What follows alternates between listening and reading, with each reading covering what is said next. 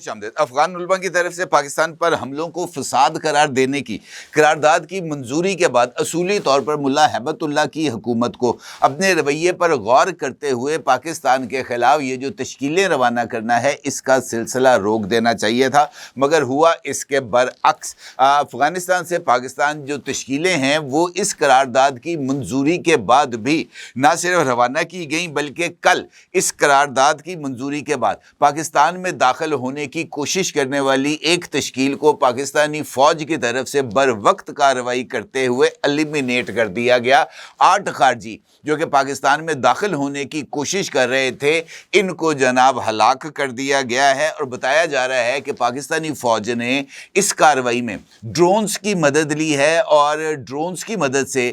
کارروائی کرتے ہوئے ان خارجیوں کو جہنم رسید کیا۔ اور اس حوالے سے ڈرون کیم سے ریکارڈ کی جانے والی ویڈیو کے کچھ مناظر آپ اس وقت اپنی سکرین پر بھی دیکھ سکتے ہیں۔ اہم بات یہ ہے کہ اس کارروائی کے بعد افغانستان کا صوبہ ہے غزنی، وہاں پر ڈرون کی پروازوں کو ریکارڈ کیا گیا ہے۔ افغان میڈیا نے ڈرونز کی پروازوں کو نہ صرف ریکارڈ کیا بلکہ ان پروازوں کو اپنی نشریات میں نشر بھی کیا ہے۔ تاہم یہ ڈرونز کہاں سے آئے تھے اس کی وضاحت نہیں کی گئی۔ اہم بات یہ ہے کہ غزنی افغانستان کا جو صوبہ ہے پکتیکا اس سے بالکل متصل ہے، اور یہ جو صوبہ ہے پکتیکا اس کو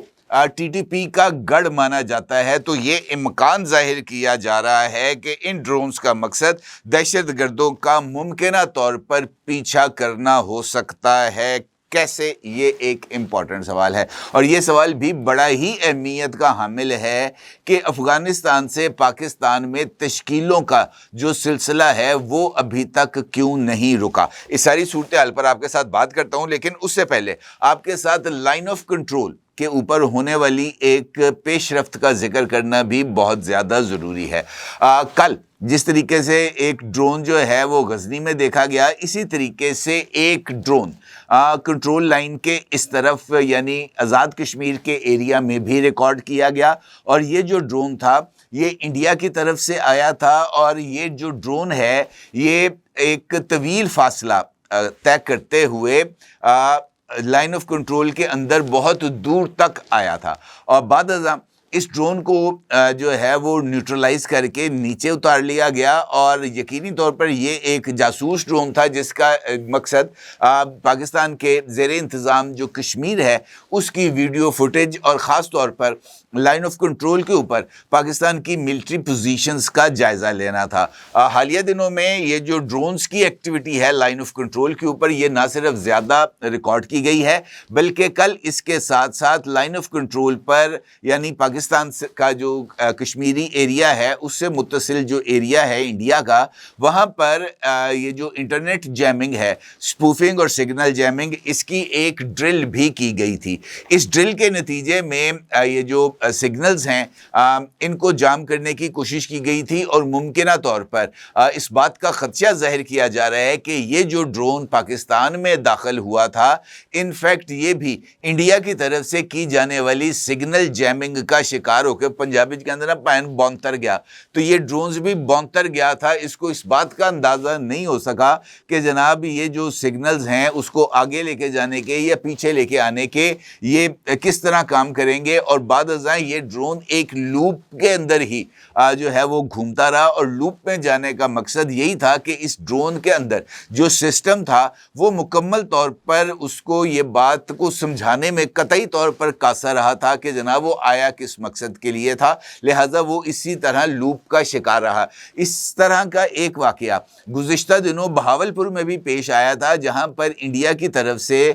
جو ایک ڈرون تھا وہ اسی طرح کی سگنل جیمنگ کی ڈرل کا شکار ہوتا ہوا بہاولپور کی حدود کے اندر بھی لوپ کے اندر چکر لگاتا رہا تھا ایک دائرے کے اندر۔ تو اس کا مطلب یہ ہے کہ انڈیا اگرچہ سر دھڑ کی بازی لگا رہا ہے یہ جو سگنل جیمنگ یعنی الیکٹرانک وارفیئر کے اندر، جو ہے مہارت حاصل کرنے کے لیے، لیکن ابھی تک یہ جو مہارت ہے وہ حاصل نہیں ہو سکی۔ اسی طرح انڈیا کی طرف سے خلیج بنگال میں ایک نئے میزائل تجربے کا نوٹم جاری کیا گیا، اور اس کے ساتھ ساتھ انڈین ایئر فورس نے پاکستان کے ایکسکلوسیو اکنامک زون میں جو فضائی مشقیں ہیں اس کا بھی نوٹم جاری کیا، جس کے نتیجے میں پاکستان کی نیوی نے ایک نیا نوٹمار جاری کیا ہے، جس کے تحت بحیرہ عرب میں پاکستان کے ایکسکلوسیو اکنامک زون کے اندر Pakistan navy live firing drills کرنے جا رہی ہے۔ تو کہنے کا مطلب یہ ہے کہ لائن آف کنٹرول اور بحیرہ عرب کے اندر جو صورتحال ہے وہ ابھی تک کشیدہ ہے، اور ماضی میں انڈیا نے ایک میزائل تجربہ کرنے کا فیصلہ کیا تھا، لیکن یہ جو چائنا کے 6 جو نیول ایسٹس ہیں جن میں جاسوسی کے آلات بھی نصب تھے، ان نیول ایسٹس کے خلیج بنگال اور بحیرہ عرب میں موجودگی کے بعد انڈیا نے اپنے اس میزائل تجربے کو مؤخر کر دیا تھا۔ یہ میزائل تجربہ اس وجہ سے بھی اہمیت کا حامل ہے کہ حالیہ دنوں میں بنگلہ دیش کے اندر جو پاکستان اور چائنا کی جو پوزیشن ہے وہ ذرا زیادہ مستحکم ہوتی چلی جا رہی ہے، اور میں نے 2 روز قبل آپ کے ساتھ بنگلہ دیش کے حوالے سے ایک ویڈیو میں مختلف جو پیش رفتیں تھیں اس سے آپ کو آگاہ کیا تھا، اور میں نے آپ کو بتایا تھا کہ ایک نیا ریجنل الائنس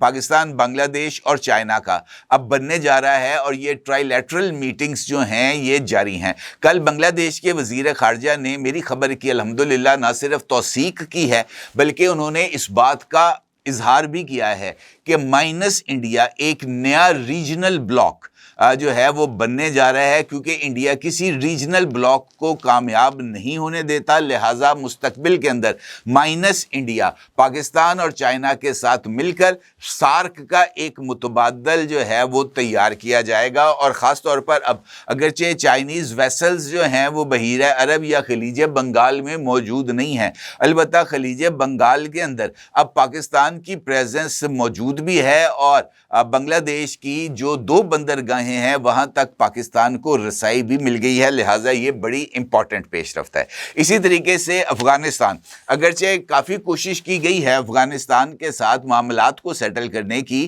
لیکن تازہ ترین اطلاعات کے مطابق 1000 FPV ڈرونز جو ہیں وہ انڈیا کی طرف سے افغانستان کو فراہم کیے گئے ہیں، اور ان ڈرونز کا افغانستان کو فراہم کرنا انفیکٹ افغانستان کو ممکنہ طور پر اگلی کارروائی کے لیے تیار کرنا ہے، کیونکہ ان ڈرونز کے ذریعے، چونکہ یہ کاماکازی ڈرونز ہیں، خودکش ڈرونز ہیں، ان ڈرونز کو استعمال کرانے کا مقصد یہ ہے کہ افغانستان کو پاکستان کے خلاف دفاعی طور پر مضبوط کیا جائے، اس کو ڈرونز کیپیبلٹیز دی جائیں تاکہ وہ پاکستان کو نشانہ بناتے ہوئے یہ جو تشکیلیں ہیں ان کو پاکستان میں روانہ کر سکے، کیونکہ اس سے پہلے تشکیلیں پاکستان میں بھیجنے کے لیے جو افغان فورسز ہیں وہ پاکستانی پوسٹوں کے اوپر فائرنگ کرتی تھیں، اور اس فائرنگ کے تبادلے کے اندر یہ جو تشکیلیں ہیں یہ پاکستان میں داخل ہوتی تھیں۔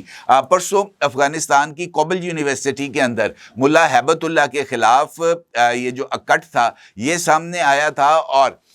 اس اکٹھ کے اندر 1000 علماء نے پاکستان میں عسکری کارروائیوں کو فساد قرار دیتے ہوئے افغانستان کی عبوری حکومت کو پابند کیا تھا کہ جناب اس طرح کی کارروائیاں روکی جانی چاہیے۔ اب افغانستان کے جو وزیر خارجہ ہیں امیر خان متقی، ان کی طرف سے بھی ایک سٹیٹمنٹ سامنے آئی ہے جس میں امیر خان متقی نے واضح کیا ہے کہ افغان شہریوں کو افغانستان سے باہر کسی بھی قسم کی عسکری سرگرمی میں حصہ لینے کی اجازت نہیں ہے، اور اس حکم کی خلاف ورزی کرنے والوں کے خلاف کارروائی کی جائے گی۔ اگر دیکھا جائے تو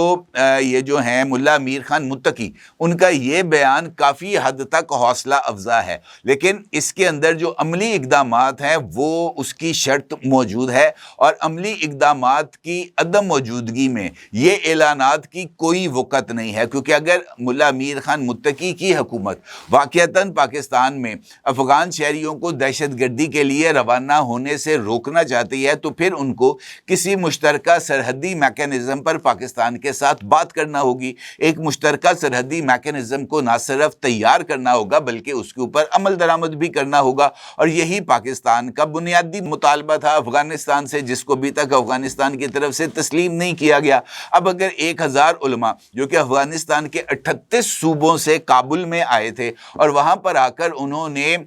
ملا ہیبت اللہ کی حکومت کے لیے اس قرارداد کو منظور کیا، تو اس کا مطلب یہ ہے کہ افغانستان کی اکثریت اس بات کو تسلیم کرتی ہے کہ افغان حکومت کی طرف سے عشیرباد کے ذریعے پاکستان کو ڈی سٹیبلائز کرنا خود افغانستان کے مفاد میں نہیں، اور یہی نقطہ پاکستان ایک سے زائد مرتبہ افغانیوں کے سامنے رکھ چکا ہے۔ البتہ اب افغان وزیر خارجہ کا یہ بیان، جس طرح میں نے آپ سے بتایا ہے کہ علماء کی طرف سے منظور کردہ قرارداد کی بات سامنے آیا ہے، جس میں افغان شہریوں کی افغانستان سے باہر دہشت گردی میں ملوث ہونے کی سرگرمیوں کی مخالفت کی گئی ہے، تو مجھے ایسے لگتا ہے کہ افغانستان کو اب اس اندرونی دباؤ کا مقابلہ کرنے کے لیے عملاً اقدامات کرنے ہوں گے۔